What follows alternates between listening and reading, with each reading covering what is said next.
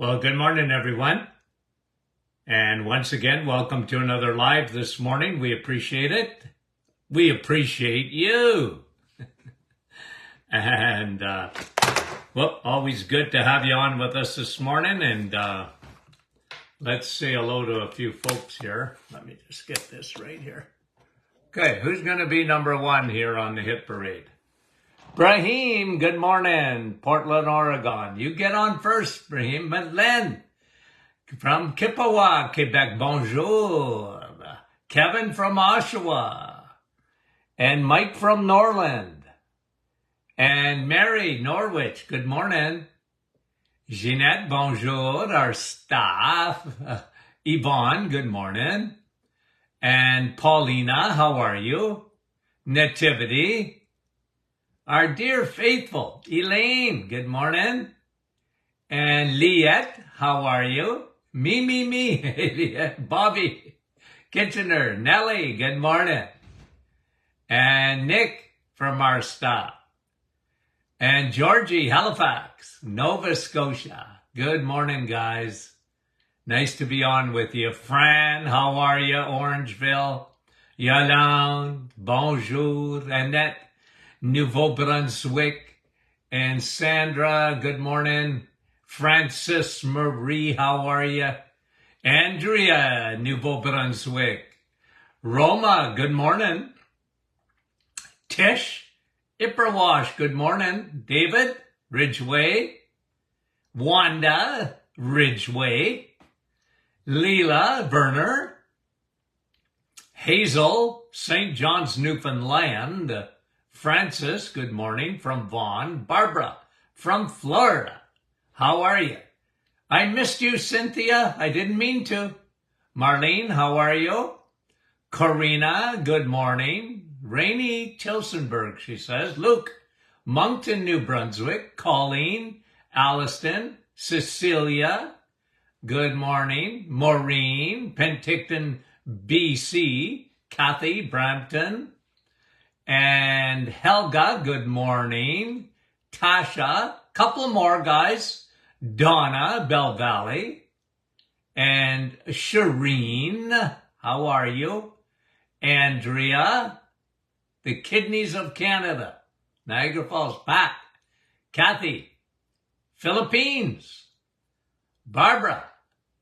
Lori, good morning, guys. Thanks for coming on with us live. Margaret. And Rose. Okay, guys, we're going to talk to, hi, Grace, how are you? In fabulous Fenwick. Victoria, good morning. Debbie, Nova Scotia. Cecilia, good morning. And I miss so many of you. Delia, how are you? We appreciate you guys. Okay, Keith, how is you? Now, this morning we put out an email. Did you see that? If you don't get that email from the Martin Clinic, guys, make sure you sign up for the email. Or as someone said, I never do this because I forget, check your spam. Because maybe you're getting it and you have to allow that to come into your email.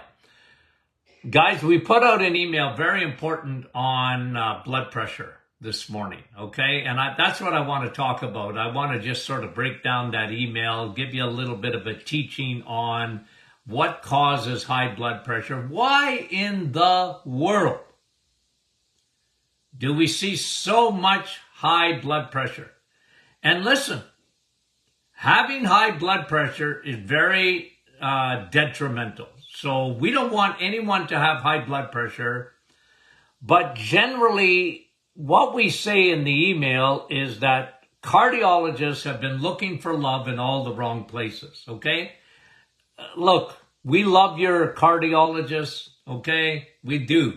But when it comes to the causes, look, every doctor I know wants to treat high blood pressure, including me. So if you came into my office and you had high blood pressure, I took that very seriously. The difference is, what causes high blood pressure? Okay?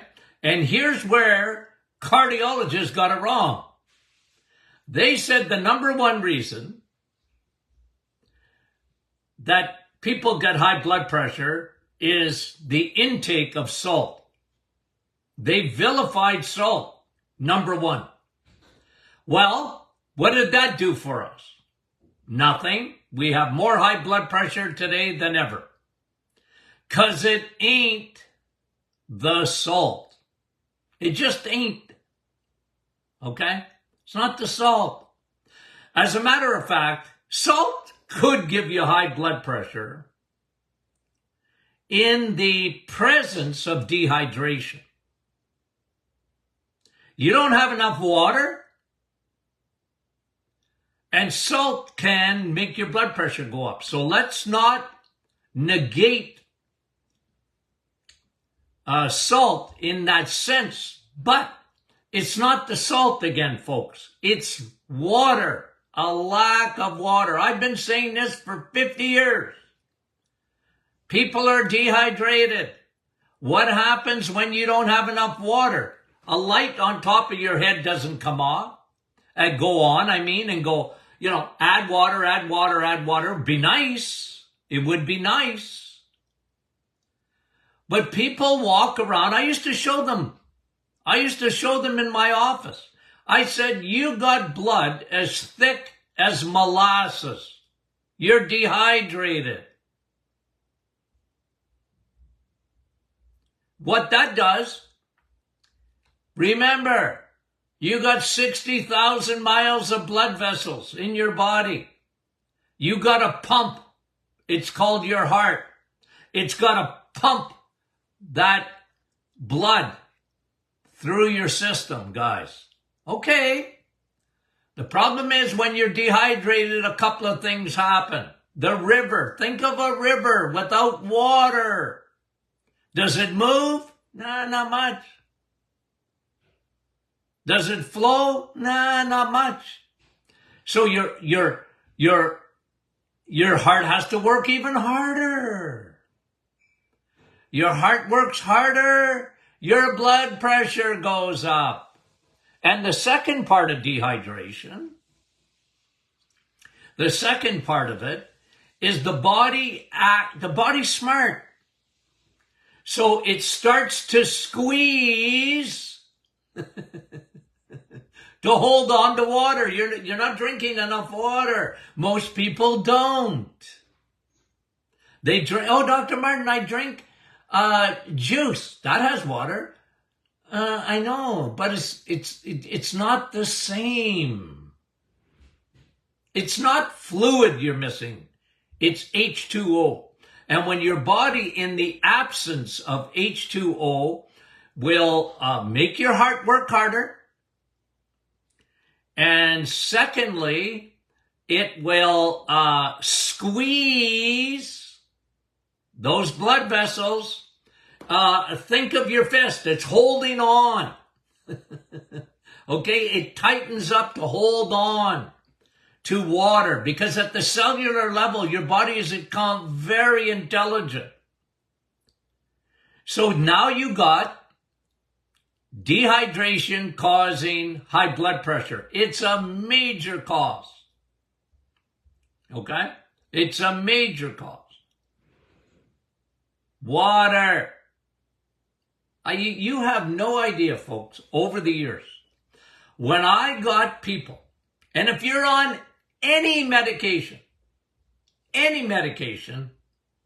you even need more water, because you're going to get dehydrated with any medication. Okay? They give you high blood pressure medication, and it dehydrates you. Okay. Now, okay? That's really important. Water. Got it? Okay. Now we're going to talk about food. And cardiologists got salt wrong, and cardiologists got food wrong. Okay? Let me prove it to you. What did they do if you had high blood pressure? Cut out the salt, and don't eat too much fat. Because when you have animal fat eggs, meat, and cheese, okay? Cardiologist said, well, don't eat butter, eat margarine. Don't, because that fat, it's saturated. So you want to have polyunsaturated fats, those margarines and seed oils that were meant for your car, not for your body. Okay? Got it? Got it? Yeah, you got it. So they got that wrong. And they had people. And still today, my generation especially, and my parents' generation, they went for the margarine nonsense. It didn't lower blood pressure one iota. And then, okay, so what they did, they substituted margarine for butter, cereal, like you need grains. You better eat grains, said the cardiologist. And they hooked up with the American Heart Association. They hooked up with these associations, and they had a heart check on the box. Go down the middle aisles of your grocery store and look for heart checks. Well, you'll see it in the margarine, but you'll see it on cereal boxes. Frosted Flakes are great. They used to be called Sugar Frosted Flakes, by the way. Did you know that when I was a kid? You know what Frosted Flakes? They were called Sugar Frosted Flakes. They changed the name. Oh, they're so deceptive. They're such liars, pants on fires. Okay? So cardiologists got food wrong. Why? Because they don't take any nutrition. Okay? They could probably tell you what a protein is. They probably could tell you what a carb is. But that's about it. Okay? That's about it, guys. So what's happening? Okay? What's happening? Guys, listen. 93% of the population, you and I know this, 93% of the population have trouble with metabolic syndrome, which is a food problem. Metabolic syndrome is a food problem. It's insulin, my friend. And insulin is not your friend. Insulin, my friend, is not your friend. It's only your friend when you don't use it much. But it's not your friend. Why? Because what happens when you eat cereal, carbs, Dr. Martin, it's whole wheat toast. I know, and it ain't no good for you because it's going to be sugar in 5 seconds. So when you eat that stuff, what happens? Your insulin goes up. Okay, you do it only once in a week, who cares? But if you live on that, like 93% of the population live on that stuff. They live on carbs. They're carboholics. Now insulin becomes an enemy to you. Why? Because insulin is a growth hormone. Insulin is an inflammatory hormone. Insulin is a cancer-growing hormone. It's a growth hormone. It's a fat-storing hormone. It's not your friend, my friend. I like that. It's not your friend, my friend. Okay? And what happens when you have a high carb diet, you have high insulin. when you have high insulin, over a period of time, you develop what we call insulin resistance, high circulating insulin. Your cells at the cellular level, they don't like insulin. They're tired of it. It's always around me. I'm tired of you. It's like a bad neighbor. You know what a bad neighbor is? They come over too often. Oh, I just knock. I just thought I'd come in and say hello. Will you get lost? But if you insist on eating carbs, insulin's got a job to do. It doesn't care. It will not allow you to park that sugar in your bloodstream. So what does it do? It says, come here. Can't park. Can't park in a no parking zone. Your blood vessels are no parking zones for sugar. Can't park. Let me take you somewhere else. That's why we call it a storage hormone. Insulin stores sugar as fat.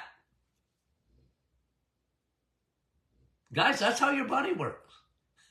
Imagine in medicine. Imagine in medicine. They don't know that. They do, but they don't. You know what I mean by that? They do because you learn it in physiology. Physiology 101. You learn about insulin. You learn how it works. And then they forget. They forget. So when they see someone with high blood sugar, they give a med. They don't talk to you about changing your diet. They give you a med. Insulin resistance causes your kidneys to hold on to salt. Hold on, Delina. Hold on. So you have dehydration. Hold on. Then you have high insulin and your kidneys hold on to salt and water. You get salt and water retention. Guess what happens? Your blood pressure goes up.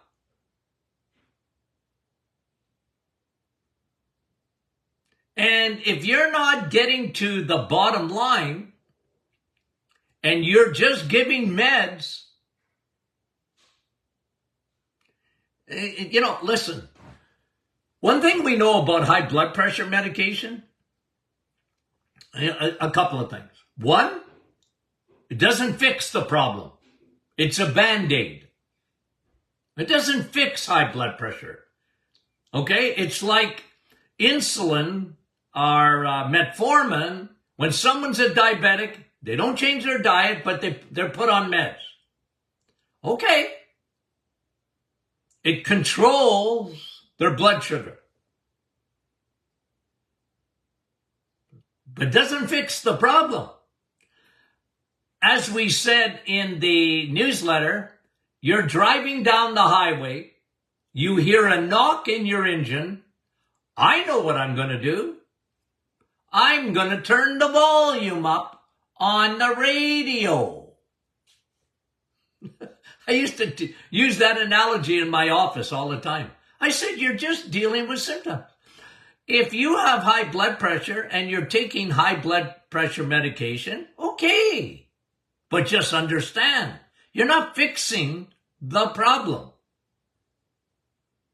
Like a diabetic. I used to tell them, okay, but it's going to end poorly.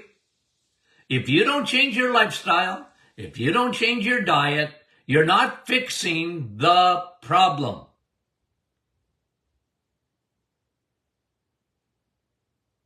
You're not fixing it. It's like taking an antihistamine. I have allergies, doc. I'm taking antihistamines. Yeah, but you know antihistamines don't fix the problem. They mask it. It's a Band-Aid.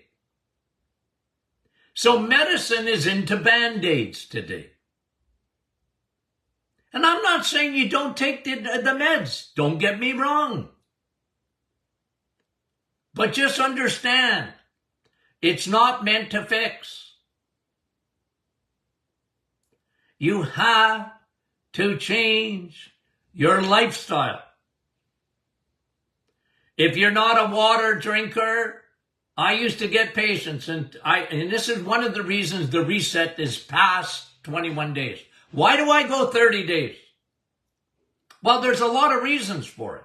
Insulin resistance takes 30 days on average to fix. So your cells at the cellular level are not resisting the pain in the butt coming to its door every day, insulin. Takes time. But one thing I found out, okay? Whenever Dr. McEwen would invite me to lecture with her class at the University of Tennessee, I enjoyed it. But you know one thing? I used to tell them this. Here's what I learned in psychology, okay? I learned enough to be dangerous, okay? I took Psychology 101. Here's what I came away with, okay? Here's what I came away with. Takes 3 weeks to form a habit. I never forgot that. 21 days to form a habit. Why are the gyms full in January and empty in February? Oh, I didn't know it was going to be hard. I didn't know it was going to hurt. I didn't know. I got a gym membership, but I quit. Why do all the gym equipment that you have in your home, why do they become coat hangers? Well, I didn't know it was going to be hard. I didn't know. I thought if I bought myself a bicycle, indoor bike, it would be easy. No, it's not easy. I got a treadmill, Doc. Yeah, you and millions of others. And it's not being used. No, I don't laugh at my audience because you guys are smart, okay? You don't do that. But the world does that. High blood pressure is dangerous. Not only for heart, strokes. And we talked about that in a study in this email. If you got high blood pressure in your 30s, your 40s, your 50s, or whatever, you're 40, 50% more likely to get Alzheimer's. It affects your brain, my friend. It affects your memory. But you can't look for love in all the wrong places. And that's what's happening. Okay? Now people are going to ask me, Doc, what do I like for blood pressure? Okay? Look, your top number is systolic. Your bottom number is diastolic. The one that I really, really focus in on, look, guys, okay, don't misquote me. But your top number is not near as important as your bottom number. That has been my mantra for a long time. I'm not saying it's not important. It's not as important. Far too many people, in my opinion, have been put on blood pressure medication when they don't need it. Focus in on your diastolic number. If it's 90 and above, you're in doo-doo. Okay? If you're 140 over 80, I don't consider that high blood pressure. A lot of people are put on meds. I don't think look, if you're on meds right now, don't come off of them, but turn your life around. Start drinking water. It's amazing how many people I saw in my office that weren't drinking water. Doctor, I don't like water. Men, mostly. I don't like the taste of it. I don't care. I said, suck it up, Buttercup. You're dehydrated. You're going to have a heart attack. Your body's screaming for water, and you're not doing it. And every time you have sugar, honey, I said, you're killing yourself. You're increasing your insulin. You're making, your body's holding on to salt and water. I said, you don't drink water and then you eat crap. I said, no wonder you got high blood pressure.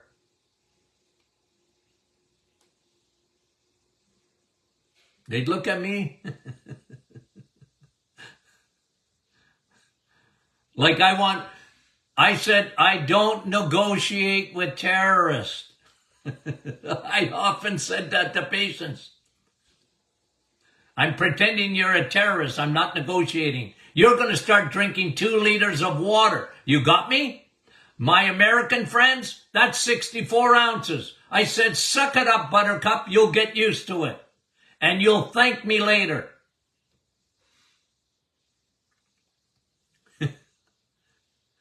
I thought you were going to give me a pill. Nah, your cardiologist give you a pill. I'm going to give you a lifestyle. I'm going to help you with the bottom line. Let's go fix the issue. Change your food. Start eating eggs, meat, and cheese. Cut out the crappy carbs. Stop having cereal in the morning. No more margarine. Nothing like that. That don't help you an iota. It makes you worse. Start drinking water. And add some salt to your water. Add some electrolytes. It helps your blood pressure. Okay? Salty. You see how much fun I used to have? I come back now. I look back at my days of practice and I start saying, man, I used to have a lot of fun. You know? I did, because I was lecturing all day. But oh, when those folks got it, when those folks, they got the memo and they turned their lifestyle and they found out that food and water are key ingredients when it comes to their blood pressure, holy moly, were they happy puppies. They became happy campers because they felt so much better. It works, folks. It works. Why do you think we do the reset? I know out there, yeah, a lot of reset. I want to lose weight. Yeah, okay. Weight loss is wonderful, but that's not the key. The key is lowering insulin. And guys, even on the reset, what do I tell you to do? What can you drink on the reset? People are always looking for ways not to drink water.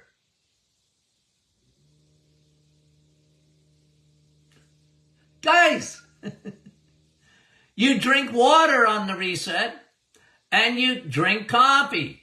Nothing is better for you than water and coffee. Coffee helps with blood pressure. It does? Yeah, it does. It's got 1,000 phytonutrients in it. Coffee, isn't it wonderful that I allow you to have coffee? But there's a reason for it. It's good for your blood pressure. It's an anti-inflammatory. It elevates your nitric oxide. It opens up your blood vessels.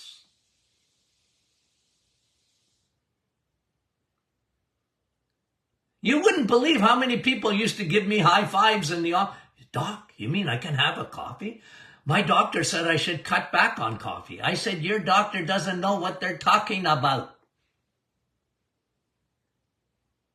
Coffee is not a diuretic. They think it is. They think it's not a diuretic. It actually helps you. That bean is good for you. Okay. So, did I hit everything? Insulin. Oh, one more. Let me close with this. Okay. Dehydration, insulin resistance, high blood pressure. Dehydration, high blood pressure. What happens in the kidneys don't stay in the kidneys. What happens in the kidneys don't stay in the kidneys. You got to fix that. Water. Okay? Get your insulin down. Change your foods. Don't listen to all the nonsense out there that you need carbohydrates and sugars and, oh, your brain needs some sugar. No, it don't. Your brain needs fat. And it needs the right fat. The right fat is found in eggs. The right fat is found in meat. Even bacon. It's the right fat. It's the right oil. What made olive oil so popular? Olive oil will help you with your blood pressure, you know. I like the same oil. I like olive oil. The reason it's good for you is because it's got oleic acid, but so does bacon.